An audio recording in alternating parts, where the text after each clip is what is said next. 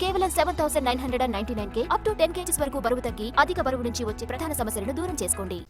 తెలంగాణలో ప్రతి పౌరుడికి అందుతున్న సంక్షేమ పథకాల వివరాలన్నీ ఒకే చోట ఉండేలా ఐటీ శాఖ ఆధ్వర్యంలో సమగ్ర సంక్షేమ కార్డును రూపొందించాలని సీఎం రేవంత్ రెడ్డి ఉన్నతాధికారులను ఆదేశించారు. ఆర్టిఫిషియల్ ఇంటెలిజెన్స్ సాంకేతికత ఆధారంగా లబ్ధిదారుల డేటాను విశ్లేషించడం ద్వారా పథకాల అమలులో పారదర్శకత పెరుగుతుందని చెప్పారు. దీంతో అర్హులను గుర్తించి అనర్హులను తొలగించడం సులభం అవుతుందని సీఎం అభిప్రాయపడ్డారు.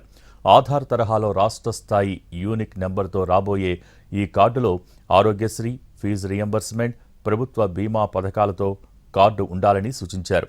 ఇటీవల జరిగిన సమగ్ర సామాజిక ఆర్థిక కుల సర్వే వివరాలను కూడా అనుసంధానించనున్నారు.